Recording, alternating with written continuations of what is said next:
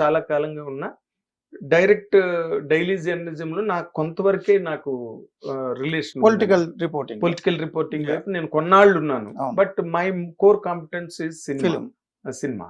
So మీరు నార్మల్గా మీ core competence అది కాబట్టి మీరు చూసిన దానిలో అసలు ఈ కైండ్ ఆఫ్ అక్రమాలు కానీ లేకపోతే ఇటువంటి అన్యాయాలు దారుణాలు సమాజంలో జరగడం అండ్ ప్రభుత్వాధినేతలు లేక ప్రతిపక్ష నేతలు కూడా ప్రభుత్వాధినేతలతో చేతులు కలిపి స్వప్రయోజనాల కోసం చాలా మ్యాచ్ ఫిక్సింగ్లు ఉంటాయి కదా. అసలు దాన్ని చాలా నియోజకవర్గాల్లో అపోజిషన్ లీడర్ సిట్టింగ్ ఎమ్మెల్యే శని ఆదివారాల్లో ఎక్కడో కలుస్తారు ఫామ్ హౌస్లో. ఇక్కడ మాత్రం కార్యకర్తలు కొట్టు చచ్చిపోతారు, కేసులు పెట్టించుకుంటారు, తలలు పగిలిపోతారు. చాలా చూసాం సార్. అందుకే నేను అడుగుతున్నా. ఇప్పుడు నేను అదే మొన్న జరిగిన ప్రెస్ మీట్ లో కూడా నా ఇన్క్విజిటివ్నెస్, నా క్యూరియాసిటీ ఏంటంటే, ఇప్పుడు మీరు you are gateway now today to Telugu cinema. ఈ ప్యాటర్న్ రేపు బాలీవుడ్ లో కూడా సరిపోవచ్చు, మూడొంతులు ఎక్కడైనా ఒకటే కామన్. ఇప్పుడు నేను తీసిన సినిమాకి సంబంధించి నేషనల్ పాలిటిక్స్ లో ఉన్న తీరు కూడా ఉంటుంది. బాలీవుడ్ కి సింక్ అయ్యింది, మలయాళంకి సింక్ అయ్యింది, అన్ని లాంగ్వేజ్ కి సింక్ అయ్యింది. Wherever politics is there, wherever politicians are there, wherever journalists are there. True journalists ఏమండి ట్రూ. ఇప్పుడు నేను అదే ఈవెన్ ఇంటర్నేషనల్ పాలిటిక్స్ లో కూడా యుఎస్ లో ఏం జరుగుతుంది, ట్రంప్ పబ్లిసిటీ తీరు ఎలా ఉంది, బైడెన్ అడ్మినిస్ట్రేషన్ ప్రచారం తీరు ఎలా ఉంది, నార్త్ కొరియాలో పరిస్థితి చూసాం, చైనాలో చూసాం. So across the globe order of the day politics లో ఆ పొలిటీషియన్ యాటిట్యూడ్ని బట్టి చాలా దారుణాలు జరుగుతాయి. ఒక స్టేటే కాదు, యూనివర్సల్ యాక్సెప్టెన్స్ ఉంటుంది నా మూవీకి. దట్స్ వాట్ ఐమ్ ఆస్కింగ్ అండి. ఎందుకంటే ఇది ఎక్కడైనా కామన్ ప్రాక్టీస్ కదా దీంట్లోని. But where the justice is lost అండి, న్యాయం ఎక్కడ మిస్ అయిపోతున్నది? ప్రజల నుంచి. ప్రజలు తప్పు. ఎలా అంటే సార్, ఇప్పుడు ఈ రూమ్ లో మనం 10 మంది ఉన్నాం, చిన్న యూనిట్ గా తీసుకుందాం. ఈ 10 మంది ఒకరిని ఎన్నుకోవాలి. ఎందుకంటే రోజువారీ వాళ్ళ పనులు వాళ్ళు చేసుకోలేరు కాబట్టి డెమోక్రసీ వచ్చింది. ఇప్పుడు దేశంలో ఉన్న అందరూ కోర్టుకు వెళ్ళి తాము వాదించుకోలేరు. పర్సన్ ఇన్ పర్సన్ వాదించుకోలేరు. సో వాళ్ళ తరపున లాయర్ ఉంటాడు. సో దేశంలో ఉన్న వాళ్ళందరూ చట్టసభల్లోకి వెళ్ళి చట్టాలు చేయలేరు కాబట్టి వాళ్ళ తరపున ఒక పీపుల్స్ ప్రతినిధి అదే మీ టైటిల్. సో ఈ నేపథ్యంలో ప్రజలు తమ తరపున ఒక ప్రతినిధిని ఎన్నుకోవాలి. ఎన్నుకున్న వ్యక్తికి అంటే సిస్టమ్ ఉంటుంది, ముఖ్యమంత్రి, ప్రధానమంత్రి, వాళ్ళకి ఎన్ని హక్కులు ఉన్నాయి, అధికారులు ఉన్నాయి. సో నీ జీవితాలని, నీ తలరాతలను రాసేటటువంటి వ్యక్తులను ఎన్నుకొని నీకున్న అధికారాలను వాడికి కట్టబెడుతున్నావు. నిన్నే కాదు, నీ తర్వాత తరాల తలరాతలను కూడా వాడు శాసిస్తాడు. 5 ఏళ్ళు అధికారంలో ఉండి వాడు రాసి వెళ్ళిపోతాడు. మీకు బ్రిటిష్ వాడు రాసిన చట్టాలు కూడా ఇప్పుడు కూడా అమల్లో ఉన్నాయి కదా. మొన్న కదా ఇప్పుడు సిఆర్పిసిలు, ఐపీసీలు మొన్న ఏదో పేర్లు మార్చారు. సో ఒకసారి చట్టం తయారైందంటే దాని వ్యవస్థను బట్టి కంటిన్యూ అవుతుంటుంది. మీరు ఊపిరి పీల్చుకోవాలన్నా మీరు ఎంచుకున్న ప్రభుత్వం తీసుకున్న పాలసీలను బట్టే ఉంటుంది. ఢిల్లీలో ఉన్న ప్రజలు ఎందుకు ఎక్కువ ఎయిర్ పొల్యూషన్ పీల్చుకోవాల్సి వస్తుంది? పక్కన పంజాబ్ వాళ్ళు ఎందుకు పొలాలు, చెరుకు తోటలు తగలబెడితే ఆ మసి అంతా వచ్చి, పొగ అంతా వచ్చి ఢిల్లీలో పడుతుంది? సో పొల్యూషన్ లెవెల్స్ ఎంత? పొల్యూషన్ లెవెల్ కంట్రోల్ చేయాలంటే ఏం చేయాలి? ఎవరెవరు ఏం చేయాలి?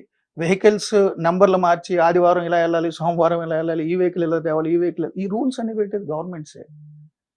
మీరు తీసుకునే శ్వాసకు సంబంధించి నాణ్యతని కూడా డిసైడ్ చేసి దాన్ని కంట్రోల్ చేయాలంటే ఏం చేయాలో మీరు ఎన్నుకున్న రాజకీయ వ్యవస్థలోనూ ప్రభుత్వం డిసైడ్ చేస్తుంది. మీరు ఏ స్కూల్స్లో చదువుకోవాలి, ఏ సబ్జెక్ట్స్ చదువుకోవాలి, ఉద్యోగాలు రావాలంటే ఎలాంటి కోర్సులో చదువుకోవాలి, ఇంజనీరింగ్లో మీకున్న వైద్యం ఏంటి పరిస్థితి, అదే ఇంకా మొత్తం కంప్లీట్. మీరు రాబిన్సన్ క్రూసో కాదు సార్. రాబిన్సన్ క్రూసో అయితే ఎక్కడ ఎడారిలోనో అడవుల్లోనో బతుకుతారు, ఎవరితో సంబంధం లేదు. బట్ ఆ ఎడారి అడవి కూడా ఏ ప్రభుత్వ పరిధిలోకి వస్తుందో వాడు కంట్రోల్ చేస్తే మీరు ఏం చేయలేరు. రైట్. సో మీరు ఈ భూమి మీద ఉన్నారంటే ఏదో ఒక ప్రభుత్వం కంట్రోల్లో మీరు ఉండాలి. డెమోక్రసీలో ఆ ప్రభుత్వాన్ని నిర్ణయించే అధికారం నీది.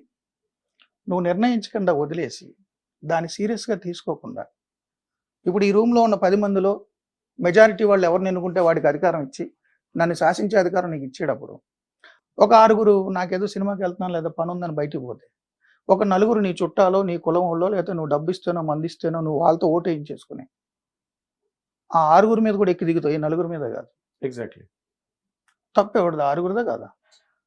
ఓటు వేయడానికి నువ్వు ఉండాలా వద్దా? ఉండాలి. నీ ఓటు నువ్వు వేసుకోవాలి కదా. ఎవరికైనా వేసుకో, ఎవరినో ఒకటి గెలిపించు అంటున్నా. లేదా ఎవరినో ఒకరిని ఓడించు, బట్ నువ్వు ఓటు ఎగ్జిక్యూట్ చేయి. లేదా వాళ్ళిద్దరూ పనికిరాని వాళ్ళని చెప్పు, నోట ద్వారా వెళ్ళు, తర్వాతే నాలుగు సిగ్గు వస్తుంది. ఎక్కువ మంది నన్ను తిరస్కరించారు అయినా కానీ పవర్లో ఉన్నాను మార్చుకుంటాడు బుద్ధి. ఓకే. సో ఏదో ఒకటి ఓటేయడానికి వెళ్ళంటున్నా. అదేలేండి. 1952 నుంచి ఇప్పటి వరకు జనరల్గా పంచాయతీ నుంచి పార్లమెంట్ వరకు యావరేజ్ చూస్తే 60% నుంచి పోలింగ్ జరగలే. 40% మంది బయట ఉన్నారు. మొన్న తమిళనాడులో 70% జరిగిందంటండి. అదే యావరేజ్ చెప్పాను నేను, అన్ని కలిపితే.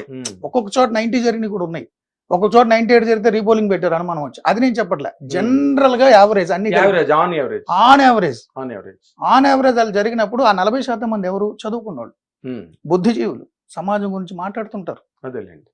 నేను కేబీఆర్ పార్క్ లో వాక్ చేస్తా సార్. చాలా మంది ఐపీఎస్లు, ఐఏఎస్లు, politicians, ministers, MLA, X ministers, ex chief ministers అందరూ వాక్ చేస్తుంటారు, తగులుతుంటారు. అక్కడ గ్రూపులుగా ఏర్పడి మాట్లాడుకుంటారు. ఏంటి సమాజం, ఈ రూల్ ఏంటి, ఈ యాక్ట్ ఏంటి, ఈ రూలింగ్ ఏంటి, వాడేమన్నాడు, వీడేమన్నాడు, ఈ చట్టం ఎందుకు వచ్చింది, వాళ్ళ కష్టాలు ఏంటి, ఆ పోలీసులు తీరేంటి, ఆ అరెస్టులు ఏంటి. ఆ రోజు పేపర్లో వచ్చిన అన్నిటి మీద డిబేట్స్ జరుగుతాయి. చర్చలు జరిగిపోతాయి. ఖచ్చితంగా చర్చలు జరుపుతారు, సొల్యూషన్స్ కూడా చెప్తుంటారు వాళ్ళ ఎక్స్పీరియన్స్ బట్టి. నేను వింటా ఉంటా. పోలింగ్ ఉంటుంది కదా, పోలింగ్ రోజు వాళ్ళు ఓటుకి వెళ్ళట్లేదు చాలా మంది. ఏముందండి రాజకీయం, ఎవరిని ఎన్నుకోవాలి మనం అంటారు. అరే నువ్వు ఎవరిని ఎన్నుకోవడం కాదురా, ఎవరిని ఎన్నుకోవద్దు కూడా నీ చేతిలోనే ఉంది కదా. అవును. సో ఎలక్షన్ రోజు ఇన్ని క్లాసులు చెప్తావు, సమాజం గురించి ఇంత కన్సర్న్తో మాట్లాడే వ్యక్తి ఎలక్షన్ రోజు ఓటుకి వెళ్ళవు. 4 సంవత్సరాల 364 రోజులు సమాజం గురించే మాట్లాడతాడు. ఒక్కరోజు మాత్రం, ఆ ఒక్కరోజు ఓటుకి వెళ్ళడు. ఏంది అంత నిర్లక్ష్యం? నీకేం పని ఉందా? దీన్ని మించిన పనే ఉంది నీకు? నువ్వు డ్రైవర్ని పెట్టుకోవాలంటే అతని సర్వీస్ ఏంటో చూసి పెట్టుకుంటావు. యాక్సిడెంట్లు చేశాడా, ర్యాష్ డ్రైవింగ్ అన్ని చూసి పెట్టుకుంటావు. వంటని పెట్టుకోవాలంటే ఎలా ఉంటుందని పెట్టుకుంటావు. నీ కొడుకుని స్కూల్లో జాయిన్ అంటే ఆ స్కూల్ హిస్టరీ మొత్తం చూస్తావు. అరే మీ జీవితాన్ని తలరాసేవాడు నువ్వు చూడవా, పట్టించుకోవా? అసలు నీకు దేశం లేదా? ఇప్పుడు నీదే. ఈ చర్చ అంతా ఉందండి సినిమాలో, ఒక మోనోలాగ్ లో ఉంటది. ఒక పర్టికులర్ ఇన్సిడెంట్ కి సంబంధించి మోనోలాగ్ లో ఉంటది. అందుకనే టీజర్ లో ఉంటది, ఈ నువ్వు ఓటయ్యి ఎవరో ఒకరిని వేసుకో, లేదంటే దేశం వదిలి వెళ్ళిపో, లేదంటే చచ్చిపో. దేశానికి భారం కదా నువ్వు. అవును, అనవసరమైన పాపులేషన్ కదా కదా. సార్ ఇప్పుడు రాజు బ్యాడ్గా ఉంటే రాజుని తిడతాం సార్. ఉత్తర కొరియాలో కిమ్ ఇలాంటి వాడు తిడతావు. రాజు బ్యాడ్గా ఉంటే ఆ దేశాన్ని తిడతారు, రాజ్యాన్ని తిడతారు. 16 దేవరాయలు గొప్ప వ్యక్తి, ఆ రాజ్యాన్ని పొగిడారు. అశోకుడు చెట్లు నాటించను, ఆ రాజును పొగిడారు.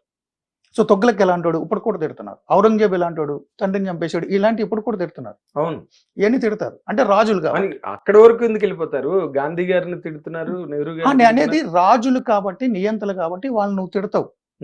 ప్రజాస్వామ్యంలో నువ్వే రాజురా, నువ్వే ఎన్నుకో, వాడు నీ సేవకుడు వాడు. అవును, ఈజ్ ది ఆర్బిట్రేటర్. సో నీ సేవకుడు తప్పయ్యాడంటే నువ్వే తప్పు, నియమించినోడు నీదే తప్పు, పట్టించుకోకపోతే నీదే తప్పు, ప్రజలదే తప్పు. ఇప్పుడు నార్మల్ గా ఇప్పుడు